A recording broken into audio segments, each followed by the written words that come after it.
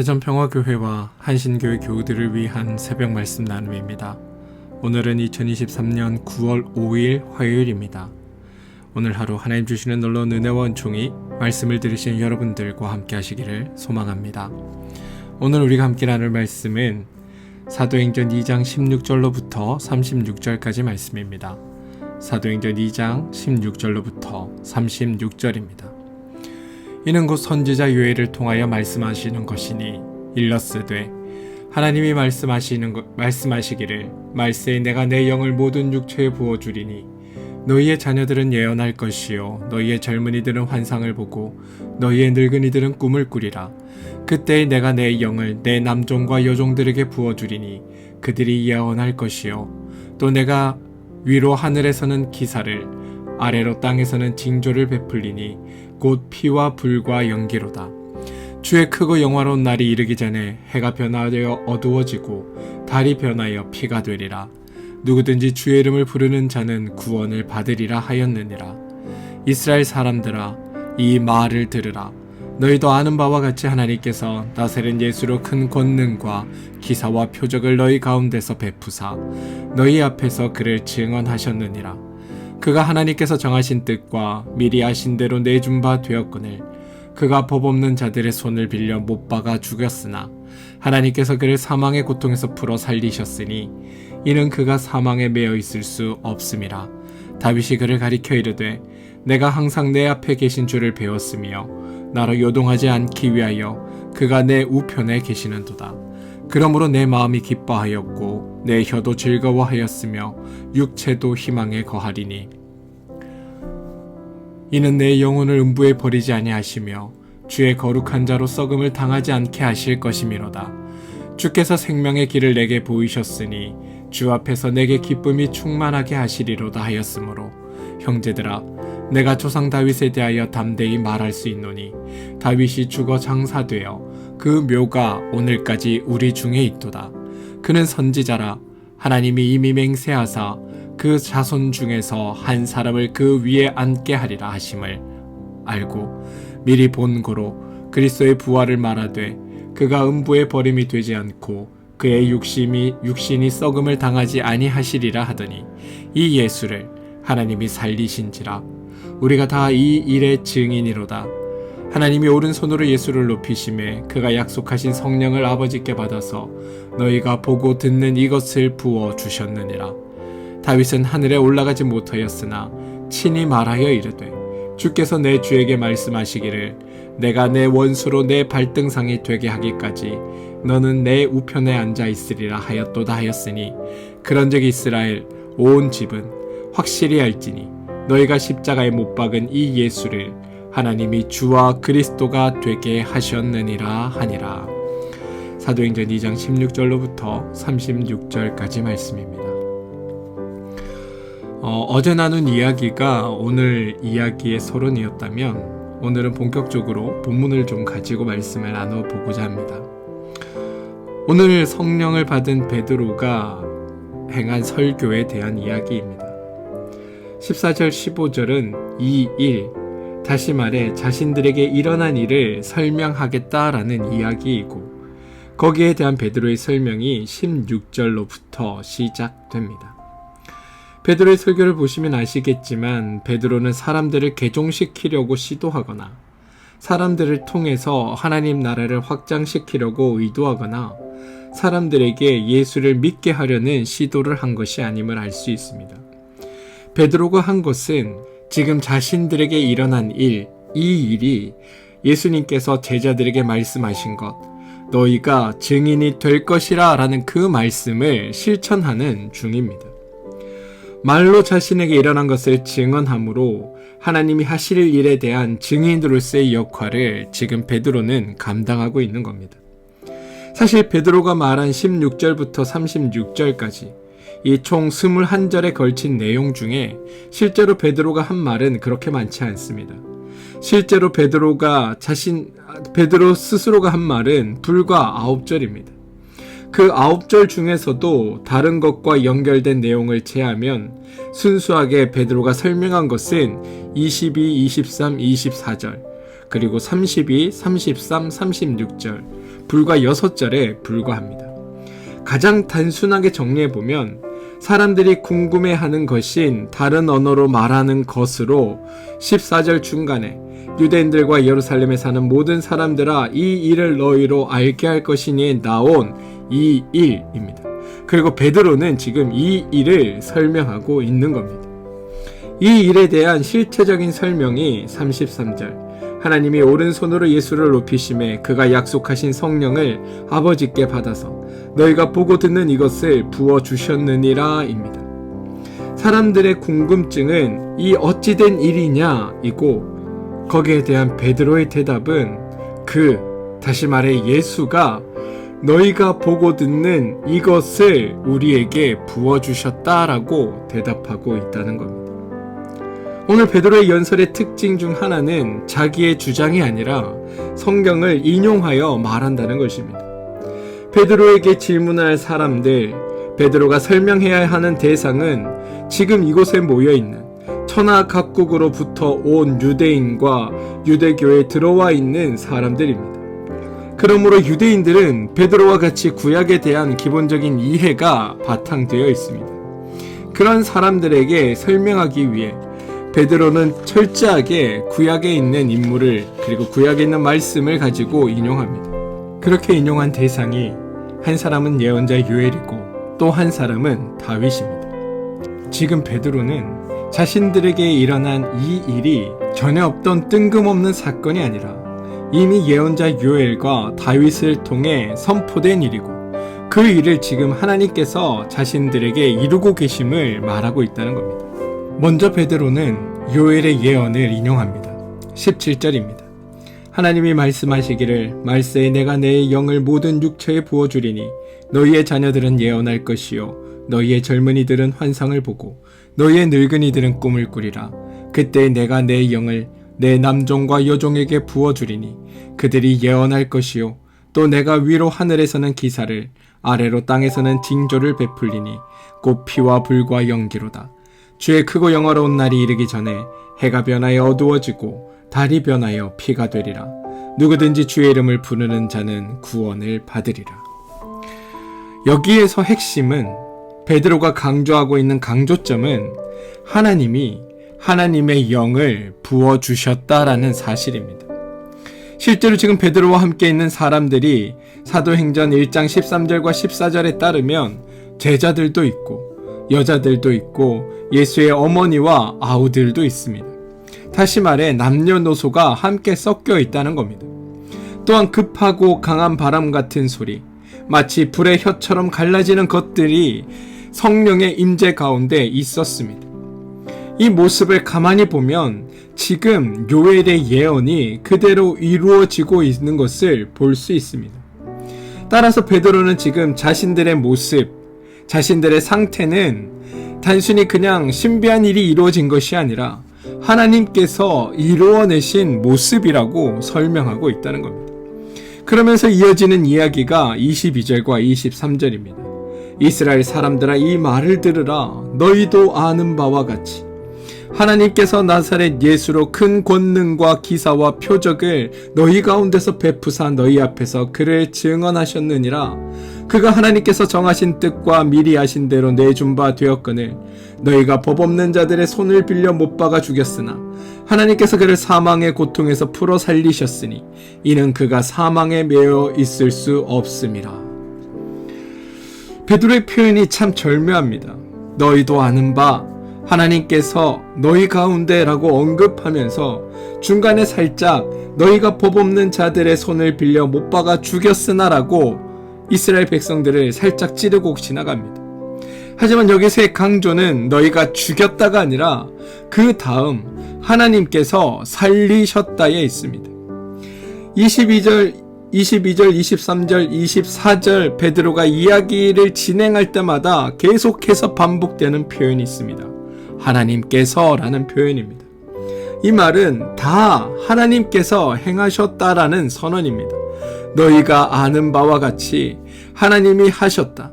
너희가 죽였으나 하나님이 살리셨다. 이게 베드로의 고백이라는 겁니다. 여기서 베드로의 지혜 있는 이야기가 연설이 다시 한번 등장합니다. 결론은 이미 24절에서 하나님께서 그를 사망의 고통에서 풀어 살리셨으니 이는 그가 사망에 매여 있을 수 없음이라 라고 이미 결론은 말해져 있습니다. 그렇지만 그런 후에 유대인들이 가장 존경하는 왕이었던 다윗의 말을 빌려 하나님이 하신 일을 확증하고 있습니다. 베드로가 인용한 다윗의 말은 다윗이 쓴 시라고 알려진 시편 16편 8절에서 11절입니다. 내가 항상 내 앞에 계신 주를 배웠으며 나를 요동하지 않게 하기 위하여 그가 내 우편에 계시도다. 그러므로 내 마음이 기뻐하였고 내 혀도 즐거워하였으며 육체도 희망에 거하리니 이는 내 영혼을 음부에 버리지 아니하시며 주의 거룩한 자로 썩음을 당하지 않게 하실 것이미로다. 주께서 생명의 길을 내게 보이셨으니 주 앞에서 내게 기쁨이 충만하게 하시리로다. 베드로가 이 다윗의 고백을 예수 그리스도에 대한 말씀으로 인용한 겁니다. 베드로가 다윗의 시편을 인용하면서 말하고자 했던 바는 다윗이 선지자이기에 미리 알고 그리스도의 부활을 이야기했으며 하나님께서 다윗의 말처럼 예수를 살리셨다라고 고백하고 있다는 겁니다. 결국 다윗이 말한 대로 하나님이 행하셨다라는 것이 베드로가 다윗의 말을 인용하면서 했던 핵심입니다. 절묘하지 않습니까? 이스라엘이 가장 존경하는 인물이 다윗이 말하였고 다윗이 말한 대로 하나님께서 하셨다고 하니 듣는 사람들은 베드로의 말에 동의할 수밖에 없던 겁니다. 그러면서도 베드로는 지금 자신을 한없이 낮추고 있습니다. 지금 자신들에게 일어난 모든 일은 이미 요엘 선지자로부터 예언되었고 다윗이 말했던 것인데 그것을 지금 하나님이 자신들 가운데 행하고 계셨고 지금 자신들은 하나님이 하신 일에 대한 증인에 불과하다라고 말하고 있다는 겁니다. 그러면서 베드로는 다시 한번 하나님을 강조합니다. 33절 하나님이 오른손으로 예수를 높이심에 그가 약속하신 성령을 아버지께 받아서 너희가 보고 듣는 이것을 부어주셨느니라. 베드로의 설교의 처음이 이 일이고 그 끝이 너희가 보고 듣는 이것입니다. 그런데 그 내용을 보면 철저하게 그래서 하나님께서 예수를 죽음 가운데 살리셨다. 하나님께서 예수를 부활시키셨다. 하나님이 미리 예수의 부활을 말씀하셨고 그 말씀하신 대로 이루어내셨다. 그리고 우리에게 성령을 부어주셔서 그 사건을 지금 너희에게 말하게 하셨다. 이게 지금 베드로가 하는 이야기라는 겁니다. 그걸 설명하기 위해 하나님, 요엘, 다윗이 동원된 겁니다. 그리고 예수의 부활뿐만이 아니라 부활하신 예수가 다시 하나님께 들려 올려져 갈 이야기를 다시 한번 다윗의 말을 통해 확증하고 있습니다. 그게 34절과 36절의 고백입니다. 그런데 여러분, 지금 베드로가 마치 예수님이 유대교 지도자들과 대화할 때처럼 매우 지혜롭게 이야기하고 있음이 보이십니까? 오늘 말씀에서 주목해야 할 부분이 바로 이 부분입니다. 지금 베드로는 자신에게 이루어진 일에 대해 아주 지혜롭게 말하고 있습니다. 무턱대고 예수님의 부활을 강조하는 것도 아니고 무턱대고 예수님이 부활하셨다가 승천하셨다는 것을 사람들에게 주입하는 것도 아닙니다. 오히려 매우 침착한 태도로 확신에 찬 어조로 사람들에게 어떤 일이 이루어졌는지에 대해 말하고 있습니다. 흥분해서 자기를 드러내는 것도 아니고 우월감에 상대방이 굴욕감을 느낄 수 있는 표현을 사용하는 것도 아닙니다. 지금 베드로는 담담하면서도 확신에 찬 어조로 자신에게 이루어진 일을 설명하고 있습니다. 이런 베드로의 말을 들은 사람들이 한 말이 4장 13절에 나옵니다. 4장 13절에 이렇게 되어 있습니다. 그들이 베드로와 요한이 담대하게 말함을 보고 그들을 본래 학문 없는 범인으로 알았다가 이상히 여기며. 지금 베드로가 얼마나 지혜롭고 정교하게 설명하는지 사람들과 관원들이 다 놀란 것입니다. 사랑하는 성도 여러분, 그러면 베드로는 어떻게 이렇게 지혜롭게 말할 수 있었을까? 말할 수 있었을까요?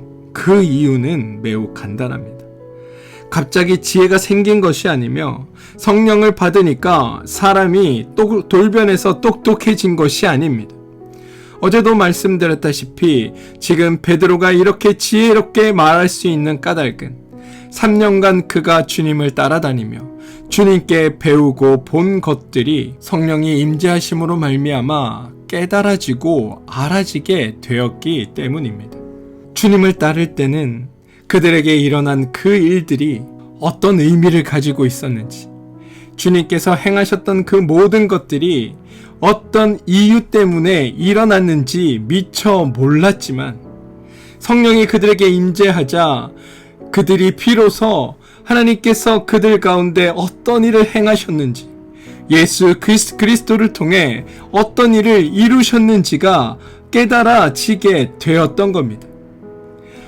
그래서 베드로는 자신이 모르는 것을 사람들에게 전한 것이 아니라 자신에게 일어난 일, 자신에게 발생한 일, 자신에게 이루어진 일을 사람들에게 전할 수 있었던 겁니다.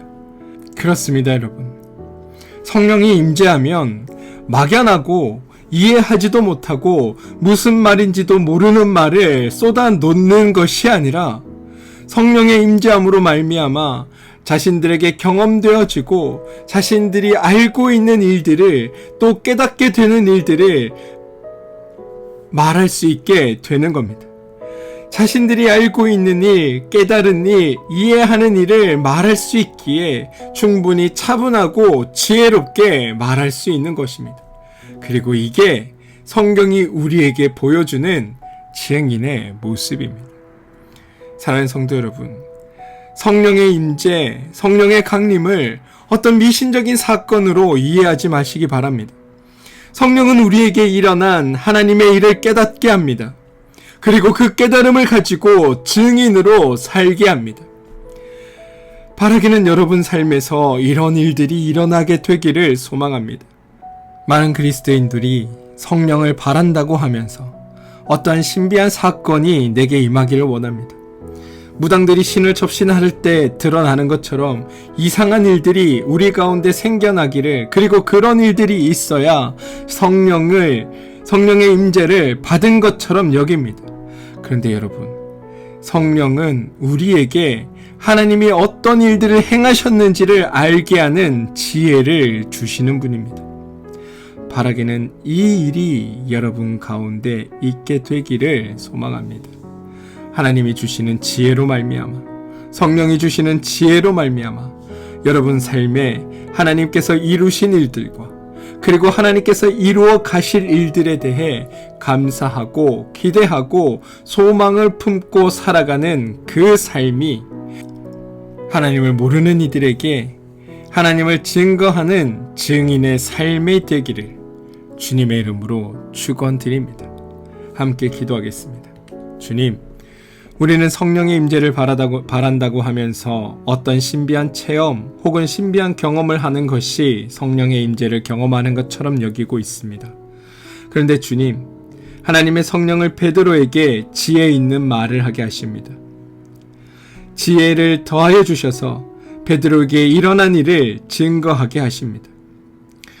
우리에게도 하나님 이런 일이 있기를 소망합니다.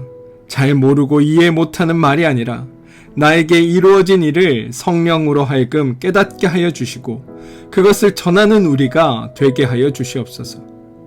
그런 성령이 우리에게 임재하게 되기를 원합니다. 내 삶을 이루어 주신 하나님의 일을 보게 하시고 나에게 이루어질 하나님의 일을 기대하게 하시고 하나님과 함께 살아가는 삶이 성령이 임재하는 삶임을 알게 하셔서 내가 주님으로 말미암아 살아가는 삶이 되게 도와주시옵소서. 그리고 내 삶이 그러한 성령의 임재를 증언하는 삶이 되게 인도하여 주시옵소서. 예수님의 이름으로 기도합니다. 아멘.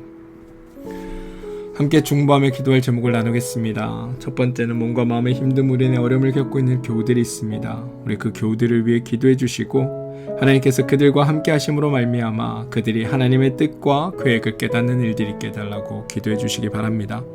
자녀들을 위해 기도하시고 하시는 일과 사업체를 위해 기도하시기 바랍니다. 교회를 위해 기도해 주시고 나라와 민족을 위해서 기도해 주시기를 부탁드립니다. 사랑하는 성도 여러분, 오늘 하루 여러분 삶에 성령의 임재가 있기를 소망합니다. 그래서 여러분 가운데 이루어 주신 하나님의 일들에 감사하고 앞으로 이루어 가실 하나님의 일들을 기대하고 그러면서 여러분의 삶이 하나님 안에서 기쁘고 행복한 삶이 되기를 소망합니다.